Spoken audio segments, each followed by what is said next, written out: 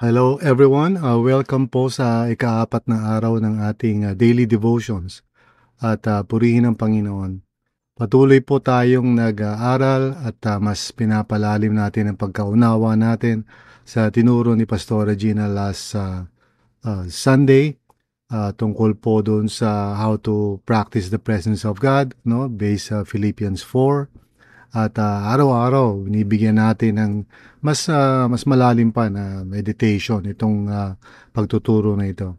So we are now on the fourth day and our scripture is Philippians chapter 4 verse 8. So basahin po natin.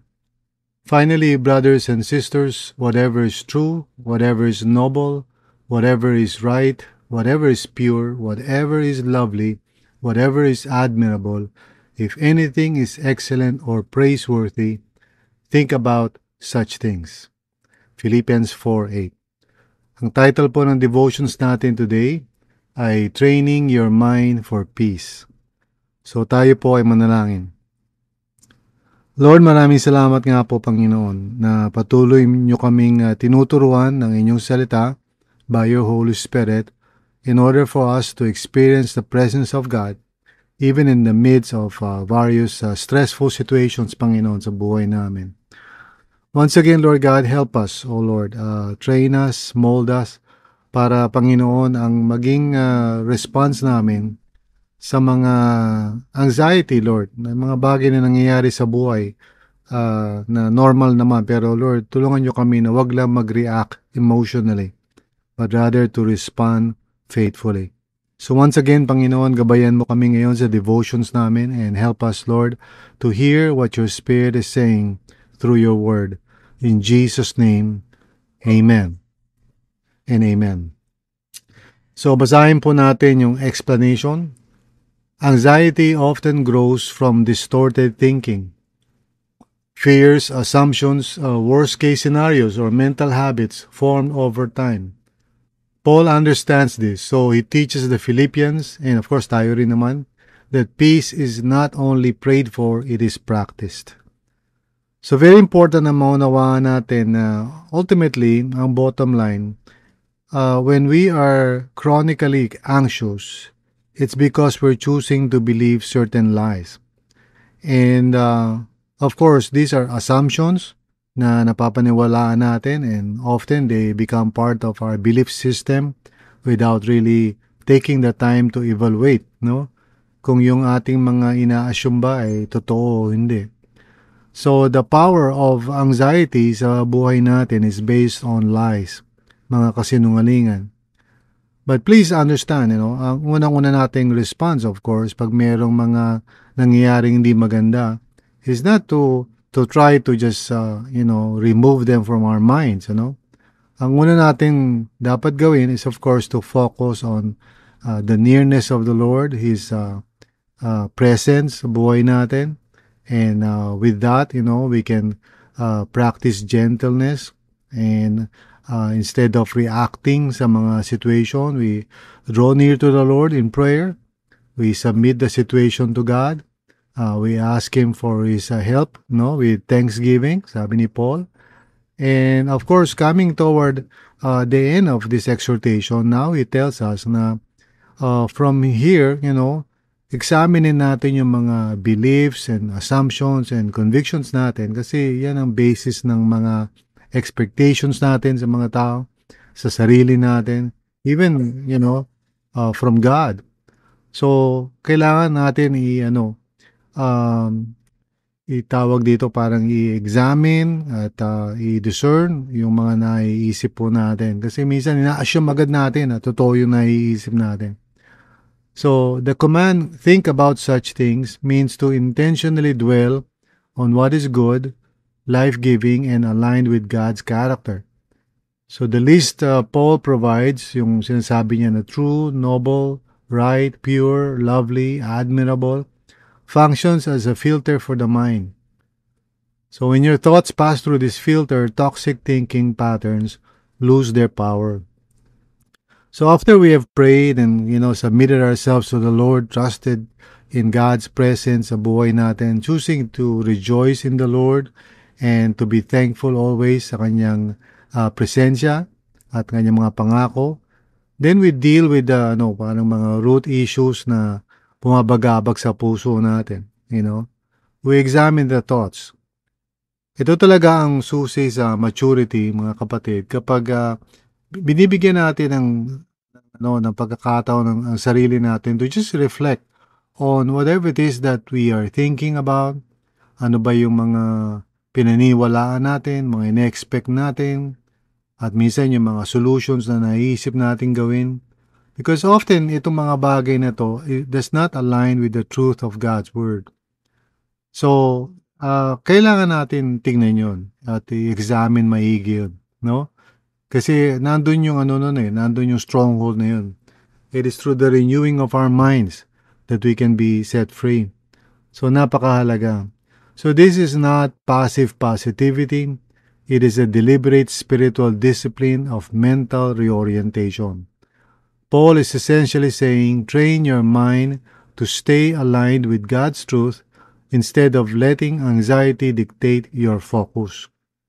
So remember na anxious ka, nagkakaroon ka ng mga negative feelings kasi may mga naiisip ka.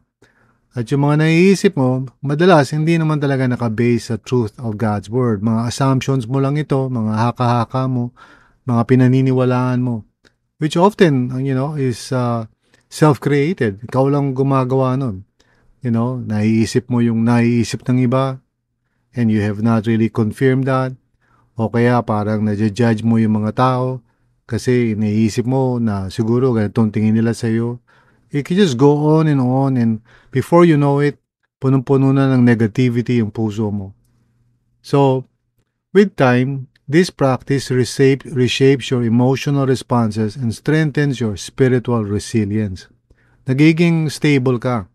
Kasi, kaya tayo nagiging unstable kasi na-allow natin yung mga thoughts na pumasok and then manatili doon sa sa isip natin at sa puso natin. And then, corrupting our minds and making us doubt the love of God or making us question yung sincerity ng mga tao sa paligid natin. So, kapag nararamdaman mo na parang natitempt ka na mag-cut off sa mga tao, usually that is because you have allowed lies to, penetrate your heart and mind. So, pag parang feeling mo you want to detach yourself, yan mga senyales yan na ang kaaway ay nadidiktahan tayo sa isipan natin, sa puso natin ng mga kasinungalingan. Kaya napakahalaga nagme-memorize ng scripture. Napakahalaga na nagme-meditate palagi sa Word of God. Kasi yun talaga ang basis ng truth. Hindi yung mga akala natin o iniisip natin. So, sa practical application natin for this devotional, choose one true and good thought today. And of course, yan yung scripture, the Word of God. Maganda, meron tayo mga tools like YouVersion Bible, tapos mag-memorize tayo ng Word of God. Huwag lang natin basahin. Huwag lang tayo parang, isip-isip lang. Talagang isa puso natin yung scripture para during the time na natitest tayo, the Holy Spirit will remind us of the Word of God. And repeat it whenever your mind starts drifting toward fear or negativity. Again, hindi yan yung unang-unang response talaga. Pag tayo meron tayong nararamdaman, we go to the Lord. We submit our whole being to God and ask Him to give us empathy, to help us, to overcome, and to give us the grace to reflect upon what's going on sa atin. And only after doing that, do we begin to just examine yung mga thoughts natin. So, reflection question, which unhelpful thought pattern do you need God's help to replace starting today? So, reflect back sa mga nakaraang oras o, araw and begin analyzing. Lalo na, just try to recall kung may mga stressful moments sa buhay mo. What happened? Isipin mo, ano nangyari? Anong ginawa o sinabi na na-stress ka? At anong pumasok sa isip mo? Examine those thoughts. Are they really true? Ganun nga ba talaga? O ina-assume mo lang? Naniwala ka ba agad without really testing the idea? Baka punong-puno ng assumptions ang puso mo, hindi ka lang aware. So, self-realization, self-reflection, very important yan. Patungo sa spiritual maturity. Let us pray. Lord, tulungan niyo kami, Panginoon, na huwag lang basta mag-react at maging emotional, lalong-lalo na kapag meron kaming nararamdaman na hurt, offense, or whatever. Help us to pause and reflect at examine yung aming mga iniisip, Lord. And if there are mga lies o kasinungalingan or false assumptions, please help us to have the courage to identify them, to name them, and to resist them, reject them. Tulungan nyo kami na mapalitan ng truth based on your word, yung puso at isipan namin, so that we may be able to align ourselves pala, to the truth, Lord. So maraming salamat, Panginoon, in Jesus' name. Amen and amen. Once again, God bless you at salamat sa pakikinig mo dito sa devotional natin. Remember, everyday natin ginagawa ito. And my hope is that hindi lang yung makikinig ka whenever you have the time, but really make it a discipline sa buhay mo. Make it as part of your talagang rhythm mo araw-araw. Going into the Word, coming into the presence of God, reflecting, being in silence and solitude, and allowing the Word of God to be planted sa puso mo. These are very important disciplines for your spiritual growth and maturity. Don't just leave it, ika nga by chance. Kung ikaw ba ay makaka-receive ng Word of God each day, gawin mong intentional yan, kapatid.